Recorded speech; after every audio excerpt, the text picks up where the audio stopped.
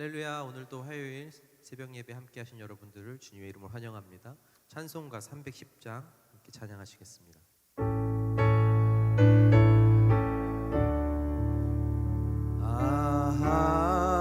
하나님의 은혜로 있을 때 없는 자 왜 구속하여 주는지 난 알 수 없도다. 내가 믿고 또 의지함은 내 모든 형편하시는 주님 늘 보호해 주실 것을 나는 확실히 아네. 왜 내게 굳센 믿음과 또 복음 주셔서 내 맘이 항상 편한지 난 알 수 없도다. 내가 믿고 또 의지함은 내 모든 형편하시는 주님 늘 보호해 주실 것을 나는 확실히 아네. 왜 내게 성령 주셔서 내 마음 감동해 주 예수 믿게 하는지 난 알 수 없도다. 내가 믿고 또 의지함은 내 모든 형편하시는 주님 늘 보호해 주실 것을 나는 확실히 아네. 주 언제 강림하실지 혹 밤에 혹 낮에 또 주님 만날 그곳도 난 알 수 없도다. 내가 믿고 또 의지함은 내 모든 형편하시는 주님 늘 보호해 주실 것을 나는 확실히 아네. 목사님 나오셔서 우리를 위해 말씀 전해주시겠습니다. 기도하시겠습니다. 참 좋으신 하나님, 주님께서 우리의 몸과 마음, 우리의 영혼까지 온전히 지켜주시고 또 이 아침 우리를 깨워주셔서 주님 만나게 하신 것을 감사드립니다. 오늘 온종일 주님과 동행하다가 주님의 은혜로 다시금 하루를 온전히 주 앞에 드릴 수 있는 그런 귀한 날 되게 주옵소서. 하나님 앞에 죄 지은 것들 이 시간 다 내려놓게 하시고 주님 앞에 정결한 영혼 되고 거룩한 마음을 우리 하나님 앞에 드릴 수 있도록 인도해 주시옵소서. 마음에 소원하는 것도 있지만 하나님의 나라와 의를 구하는 것이 먼저인 줄 알기에 하나님 이 시간 주님께서 말씀하여 주시고 그 뜻대로 순종할 수 있는 용기와 결단력을 허락하여 주시옵소서. 하나님 우리의 믿음은 시작부터 마지막까지 흔들리지 않게 도와주옵시고 독수리 날개치며 올라감 같이 그렇게 우리의 신앙이 비상할 수 있도록 인도해 주시옵소서. 주님을 더 사랑하고 주님께 더 친밀하게 나아가는 우리가 되게 하셔서 세상의 어떠한 유혹과 시험으로부터 이겨낼 수 있도록 주님 도와주시옵소서. 만물이 소생하는 봄, 이제 5월이 되었습니다. 하나님께서 이달도 축복하여 주셔서 코로나 바이러스로 인하여서 여전히 우리는 힘들고 지치지만 주님과 동행함으로 인하여 이 모든 어려움도 능히 이겨낼 줄 믿습니다. 합력하여 선을 이루게 하시는 그 하나님의 놀라운 솜씨가 우리 가정과 또 교회와 이 사회에 또 이 나라와 온 인류에게 임할 수 있도록 도와주옵소서. 오늘 온종일 주님과 동행하기를 바라옵고 또 흩어져 있는 우리의 가족들 어디 있든지 이 시간도 함께해 주시기를 소망하옵고 예수님 이름으로 기도하옵나이다. 아멘. 하나님 말씀 역대하 24장 1절에서 14절까지 말씀입니다. 구약성경 686면 역대하 24장 1절에서 4절 같이 한번 읽겠습니다. 요아스가 왕위에 오를 때에 나이가 7세라 예루살렘에서 40년 동안 다스리니라. 그의 어머니의 이름은 시비아요 부엘세바 사람이더라. 제사장 여호야다가 세상에 사는 모든 날에 요아스가 여호와 보시기에 정직하게 행하였으며 여호야다가 그를 두 아내에게 장가들게 하였더니 자녀를 낳았더라. 그 후에 요아스가 여호와의 전을 보수할 뜻을 두고 제사장들과 레위 사람들을 모으고 그들에게 이르되 너희는 유다 여러 성읍에 가서 모든 이스라엘에게 해마다 너희의 하나님의 전을 수리할 돈을 거두되 그 일을 빨리 하라 하였으나 레위 사람이 빨리 하지 아니한지라. 왕이 대제사장 여호야다를 불러 이르되 내가 어찌하여 레위 사람들을 시켜서 여호와의 종 모세와 이스라엘의 회중이 성막을 위하여 정한 세를 유다와 예루살렘에서 거두게 하지 아니하였느냐 하니 이는 그 악한 여인 아달랴의 아들들이 하나님의 전을 파괴하고 또 여호와의 전의 모든 성물들을 바알들을 위하여 사용하였음이었더라. 이에 왕이 말하여 한 궤를 만들어 여호와의 전 문 밖에 두게 하고 유다와 예루살렘에 공포하여 하나님의 종 모세가 광야에서 이스라엘에게 정한 세를 여호와께 드리라 하였더니 모든 방백들과 백성들이 기뻐하여 마치기까지 돈을 가져다가 궤에 던지니라. 레위 사람들이 언제든지 궤를 메고 왕의 관리에게 가지고 가서 돈이 많은 것을 보이면 왕의 서기관과 대제사장에게 속한 관원이 와서 그 궤를 쏟고 다시 그곳에 가져다 두었더라. 때때로 이렇게 하여 돈을 많이 거두매 왕과 여호야다가 그 돈을 여호와의 전 감독자에게 주어 석수와 목수를 고용하여 여호와의 전을 보수하며 또 철공과 노쇠공을 고용하여 여호와의 전을 수리하게 하였더니 기술자들이 맡아서 수리하는 공사가 점점 진척되므로 하나님의 전을 이전 모양대로 견고하게 하니라. 공사를 마친 후에 그 남은 돈을 왕과 여호야다 앞으로 가져왔으므로 그것으로 여호와의 전에 쓸 그릇을 만들었으니 곧 섬겨 제사 드리는 그릇이며 또 숟가락과 금은 그릇들이라. 여호야다가 세상에 사는 모든 날에 여호와의 전에 항상 번제를 드렸더라. 아멘. 오늘은 유다의 8대 왕 요아스의 성전수리라는 제목으로 함께 말씀을 나누려고 합니다.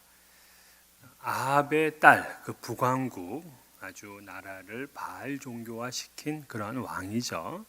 그 부인 왕비는 이세벨이었습니다.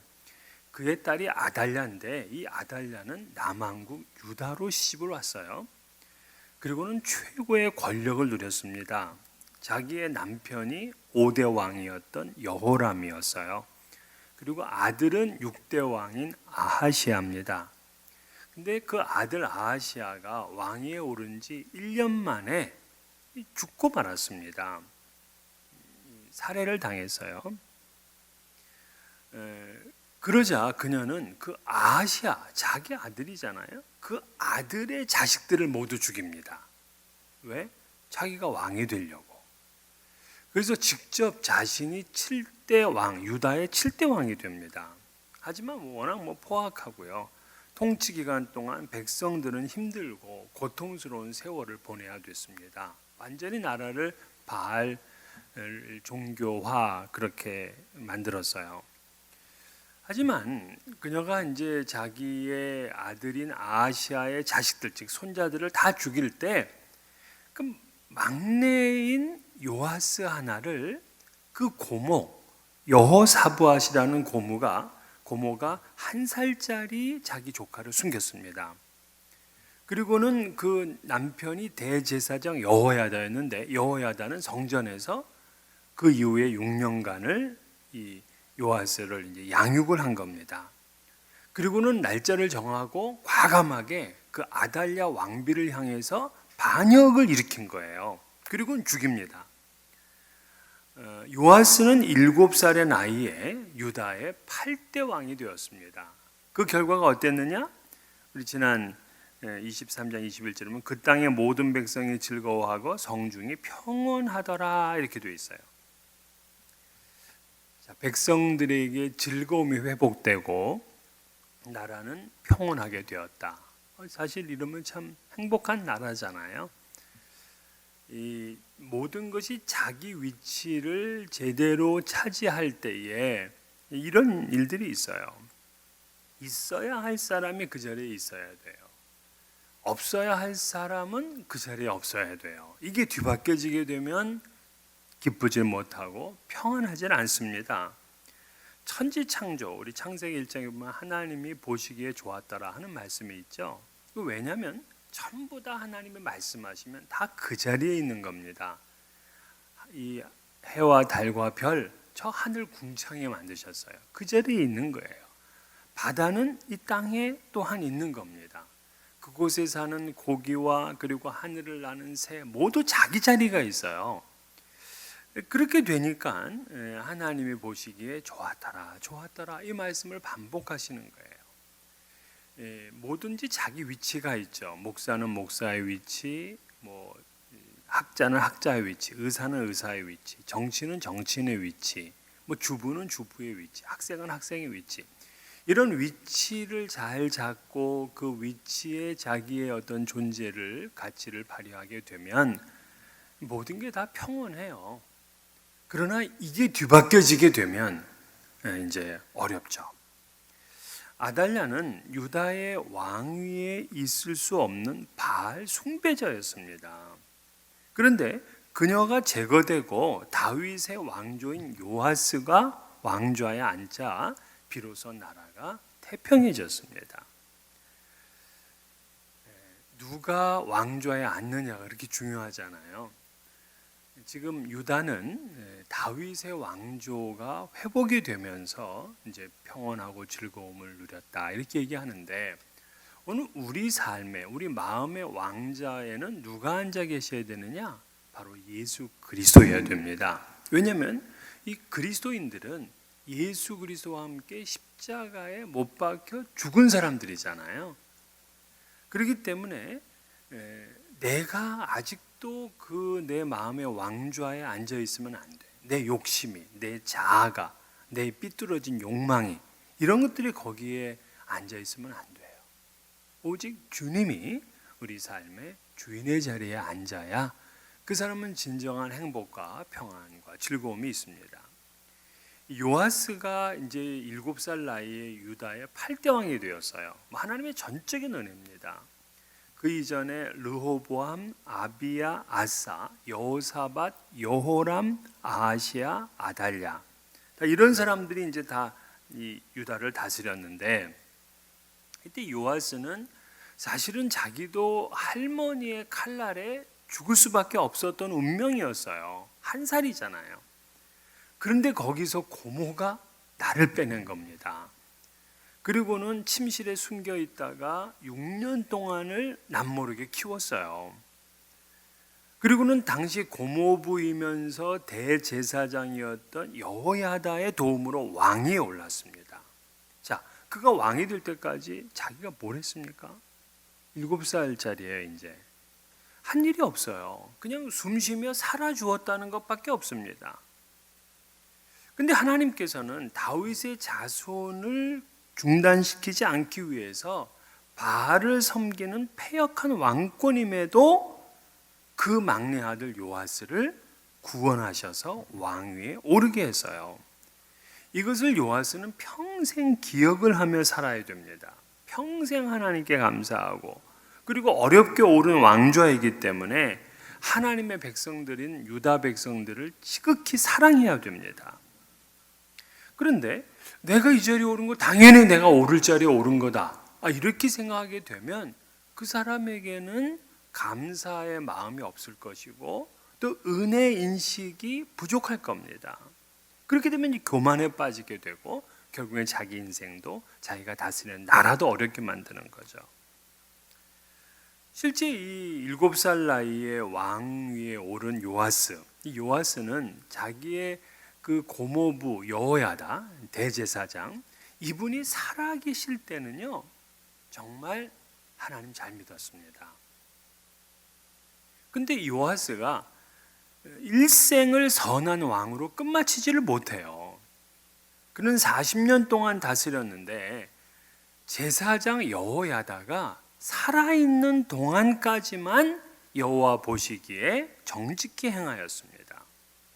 그 여호야다가 죽자마자 그는 바알을 숭배했어요.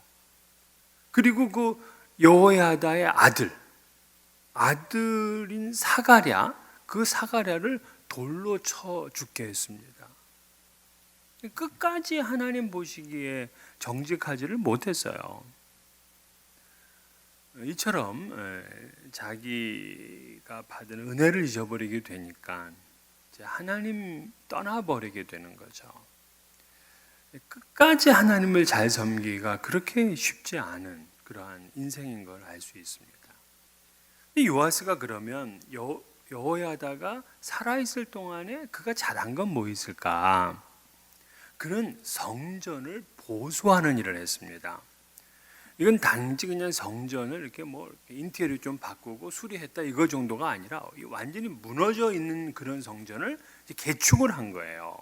그러면서 종교개혁까지 하려고 했습니다. 열왕기 하를 보게 되면 그는 이제 백성들의 머리 수대로다가 이제 그 세금을 걷는 인두세, 그리고 장자면 속전을 내야 돼요. 그 장자의 속전과 같은 의무세를 거두었습니다. 그리고 자원에서 헌금을 하는 것도 제사장 주도하게 관리하게 했어요. 그리고는 이제 빨리 이제 성전을 보수하고 싶었는데 그 일이 빨리 진행되지는 않는 겁니다. 5절 보게 되면 그 일을 빨리 하라 하였으나 레위 사람이 빨리 하지 아니한지라. 그러니까 이게 왜 그러냐면 레위 사람들이 재정 확보를 못하는 거예요. 요아스는 레위인들에게 성읍을 돌아다니면서 너네들이 이 성전 보수할 그런 그 자원을 마련하라 그랬는데 이게 잘 거치질 않는 겁니다. 그래서 이제 이 요아스는 다른 방법을 쓰는데 헌금궤를 성전 문 밖에 두게 하고 백성들이 와서 직접 연보해라 그렇게 된 거예요. 그러니까 강제로 수금을 하기보다는 이제 자발적으로 참여하게 한 겁니다. 그리고는 요아스는 이 일을 제사장에게 맡긴 것이 아니라 백성 중에 이 건축하는 이런 전문가에게 맡겼어요. 그리고 백성들이 헌금을 하면 그 궤를 제사장들이 관리하는 것이 아니라 그 돈을 바로 그냥 성전 그 수리 감독하는 감독관에게 줬습니다. 그랬더니 그 감독관은 석수와 목수, 철공과 노쇠공 이런 사람들을 고용해가지고 성전 보수를 시작을 했어요. 그러자 이제 성전이 짧은 시간에 이전의 모양대로 이제 공고하게 만들어진 겁니다.